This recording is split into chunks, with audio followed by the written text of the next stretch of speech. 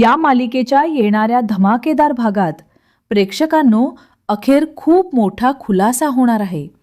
अधीरा जी महिन्यांपासून एक सत्य लपवून बसली होती ते 15 लाखांचं रहस्य आणि मल्लिकाने रेटून खोटं बोललेलं तेच सत्य उघड करणार आहे. तेही समरच्या वेडिंग नाईटला. त्या रात्री नक्की काय घडणार? स्वानंदीच्या समोर कोणतं भलं मोठं सत्य उभं राहणार? आणि समर व स्वानंदीच्या नात्यातला हा 15 लाख रुपयांचा तपशील कसा वादळ आणणार? हे सगळं प्रेक्षकांनी प्रोमोमध्ये पाहिलं आहे. मुद्दाम निकिताने दोघांना खोलीत लॉक करून दिलं, म्हणे एकमेकांना वेळ मिळावा. पण समर तर संतापलेला. त्याने बेडशीट खाली फेकलं आणि सरळ सांगून टाकलं, काहीही झालं तरी आपल्यामध्ये कोणतंही नातं नाही. आधीच सांगितल्याप्रमाणे माझी बहीण सुरक्षित होईपर्यंत मी कोणताही वैवाहिक हक्क मानणार नाही. स्वानंदी ही शांत आवाजात म्हणते की माझीही हीच इच्छा आहे. या पलीकडे माझ्याकडे कोणतीही अपेक्षा नाही. पण समरकडे राग दाटून आलेला. तो म्हणतो, तुमच्यामुळे माझ्या आयुष्यात किती प्रॉब्लेम आले आहेत याची तुम्हाला कल्पनाही नाही. स्वानंदी थेट विचारते, आता काय झालं?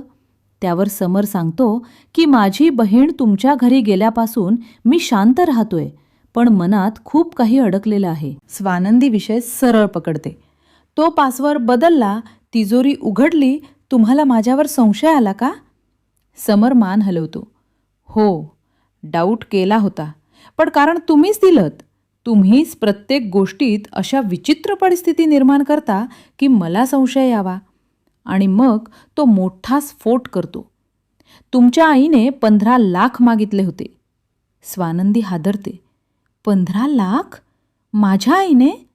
समर सांगतो, हो, पण माझ्याकडून नाही, मल्लिका काकूकडून. तेच 15 लाख माझ्या ऑफिसच्या अकाउंटमधून गायब झाले. आणि कारण त्या दिवशी तुम्ही तिजोरी उघडली होती. पासवर्डही तुम्हाला माहीत होता, म्हणून मला वाटलं तुम्हीच पैसे घेतले. पण काकूने सांगितलं की ते पैसे तिने दिलेत. स्वानंदी थक्क.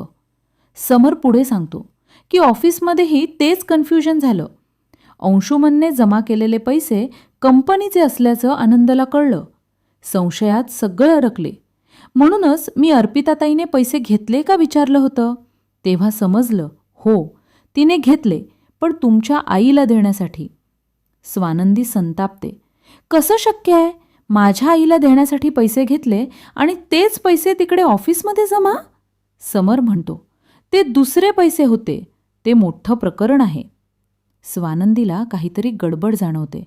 ती सरळ अधीराला फोन करते. समर ओरडतो, तिला का कॉल केलात? स्वानंदी म्हणते, मला कोणतीही गोष्ट भिजर ठेवणं आवडत नाही. सत्य आत्ता आणि इथेच हवं. कॉल उचलताच अधीरा सांगते, 15 लाख? नाही, तुमचं गैरसमज आहे. त्या दिवशी आम्हाला AC आणायला पैसे नव्हते एवढंच. पण समर म्हणतो, तुमच्या सासूबाईंनी म्हणजे स्वानंदीच्या आईने पैसे मागितले असं काकूचं म्हणणं. अधीरा हादरते.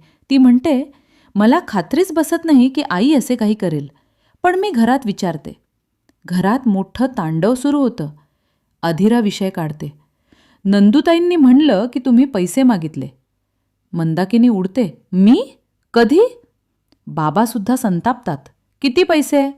अधीरा म्हणते, 15 लाख. सगळे थिजतात.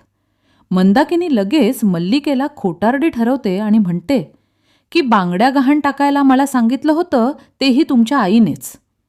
रोहनलाही शंका येते. आईने 15 लाख आणले असतील तर घराला कळलं नसतं का? मंदाकिनी म्हणते, माझा मोबाईल तपासा, मी त्यांना भेटलेही नाही.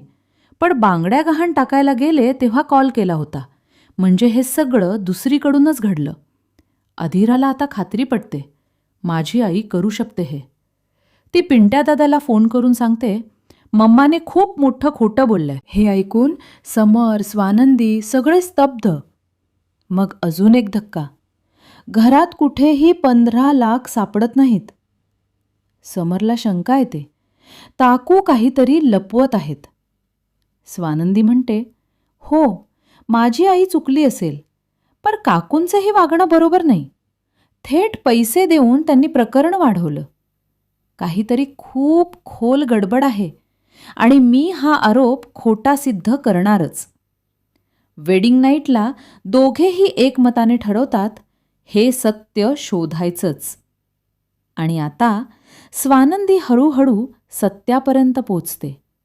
हे 15 लाख अंशुमनने जुगारात हरवलेले आहेत.